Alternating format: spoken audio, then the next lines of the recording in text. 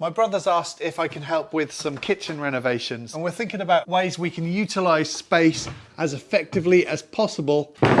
And one of the things he suggested was whether we could utilise the space underneath his kitchen cabinets. Starting with some 18mm softwood ply, I'm going to make some housings for the drawer boxes. I chose ply for this because it's going to sit on a kitchen floor, so there's a chance it might get wet from time to time. A hardwood ply would look nicer, but comes with a wafer thin face veneer that I have really come to hate, whereas the face ply on this is nice and thick. Also, these are going to get painted anyway. I'll be using the table saw to do all of my accurate cutting based on the dimensions my brother has given me for his cabinets, so if they don't fit when the time comes to install them later, we can all blame him. And this ply is pretty rough, so I'll sand it smooth with 120 grit. Now to assemble with wood glue and 18 gauge pin nails to temporarily hold everything in the right place while I get ready to add some screws. So here are my 3 housings. Now to make some drawers, and for that I have some 12mm moisture resistant MDF. So now to size some drawer boxes for these drawer housings, and the width of the opening here is 413mm. If I deduct an inch or 25.4mm for the drawer runners that sit either side, then I like to just draw a simple sketch of what I want to build, which just makes it less likely that I'll make a silly mistake.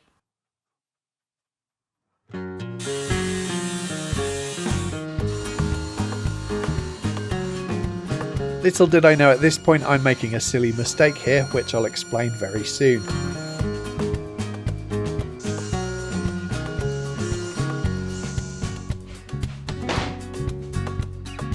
In the meantime though, once again glue and pins, and I don't need to worry about squareness because my drawer bottoms will pull everything into square.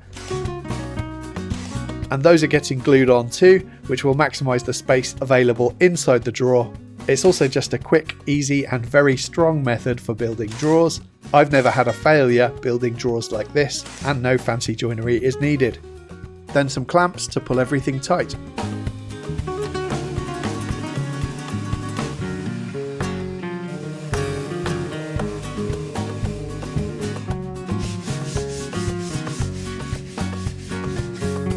So now this drawer should fit in here with 12.7mm either side. Same for this one, which is slightly smaller. And finally this one, which is smaller still.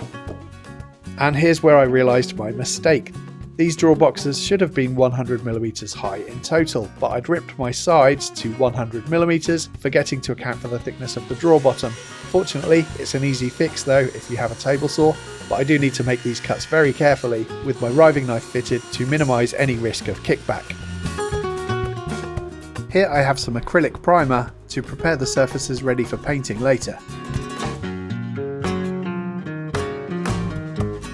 While those are drying, there's more work to be done, as I've also been asked to make some cabinet doors, drawer fronts, end panels and plinths for the kitchen, this time using some 18mm MR MDF. These will just be plain with square edges, so once they were all cut and sanded, I got those primed too. Everything then gets denibbed with 400 grit to get everything nice and smooth. And for a top coat, I have this hard-wearing acrylic eggshell paint, which I've had amazing results with in past projects. This stuff really is very durable and cleanable too, and this has been colour tinted to a custom colour by a paint shop. Not a colour that I would have chosen, but I'm not the customer. And if there's any of this left over, I'll ask the council if they want it for marking the roads. It won't all be yellow though. The drawer boxes and the end panels are getting a couple of coats of white satin wood paint. I was also asked to paint these melamine doors, which to be honest I was nervous about. These have a satin finish to them, and painting surfaces like this is notoriously problematic, as getting paint to adhere properly to anything with a sheen tends to be tricky. To give myself the best possible chance of success, I'll be doing 2 things. Firstly, sanding the surface to remove any sheen using 180 grit, and I did this by hand to avoid any risk of sanding through the surface, as I don't know how thick the laminate might be. Not very thick as it turns out, as I went through it in a couple of areas. Fortunately though, this won't affect the paint job. Secondly, I got some of this Zinza 123 primer. It's meant to be a high adhesion primer, so I'm hoping this will do what it's supposed to do. And then 2 coats of the council's new road marking paint. And there was one final thing to make, which was this thing. You'll find out what that's for later.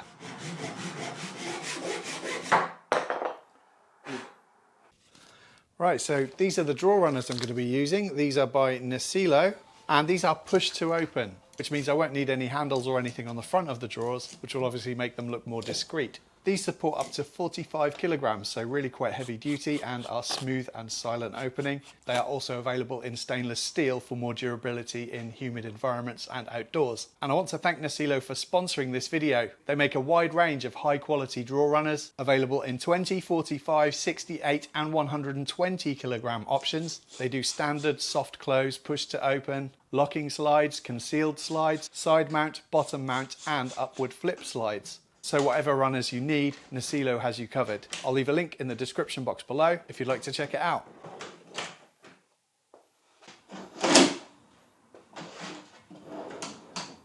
They worked great on the first try, and now I need to get everything over to my brother's house for the installation.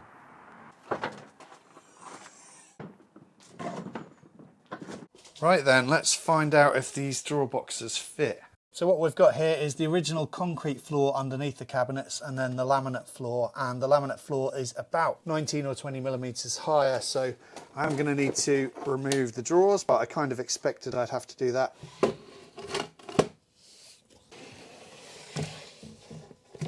I've got some grey packers here and I'm going to put these underneath the drawer box just to lift it up a little off the floor.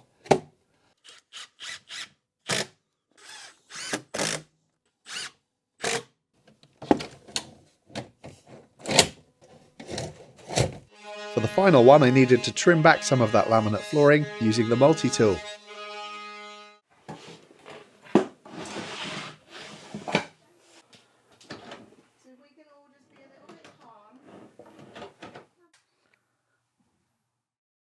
Those melamine doors I painted earlier were from IKEA and they came with these hinges. Interestingly, no fixings are needed for this part of the hinge. That is really good. The second part does need a couple of screws tightened.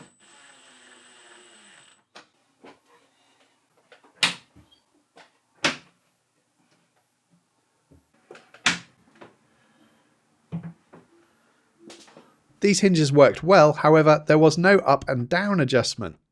And as you can see, the centre cabinet here is sitting a couple of millimeters higher than those either side. Would have been nice to drop that door slightly. So that was a bit annoying, but my brother, like me, doesn't identify as a perfectionist and wasn't worried about it. Now to fit the doors and fronts that I made from 18mm MR MDF, I'll be reusing the old hinges, and to be honest, these bottom cabinets and drawers were not in good shape. It would have been better to replace them in my opinion, but anyway, let's get the job done. I used the old doors to mark out the hinge positions, and with my combi square set to 22mm, I can mark up and drill for the cups, using a 35mm Forstner bit.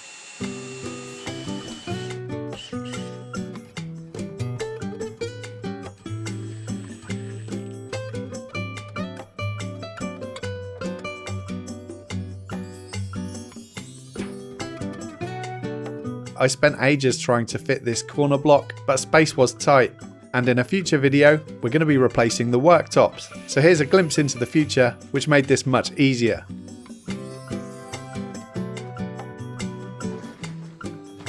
These drawers are on poor quality runners, and getting the new drawer fronts to align was going to be tricky. The best idea I had was to use the old fronts as templates to drill the new hole positions, which kind of worked, and there was a little bit of movement possible by loosening and then retightening the screws. But it felt like we were never going to get this perfect, and this is the best we could do. At this point I realised that to fit fronts to the drawer boxes under the cabinets, the front of the drawers would need to finish flush with where the plinth used to be, which isn't possible because of how the laminate flooring was installed. So I started cutting it away, but then realised there was an easier option, which was to shift the drawer runners back a few millimeters to bring them flush. And I have a piece of plinth that I prepared earlier at the workshop, which I can cut to make the drawer fronts.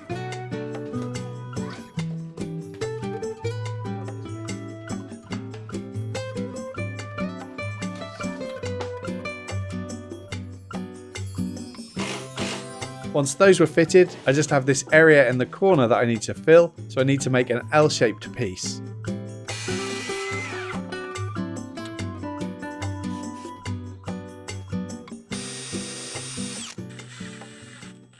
I needed to add a couple of shims to the back to get it positioned so that everything would finish flush. I would have liked to have used 18 gauge pins to fit this, but I didn't have my nailer with me, so I just used screws, as there is still plenty of sanding, priming and painting to be done here anyway, to get all of the drawer front edges prepared.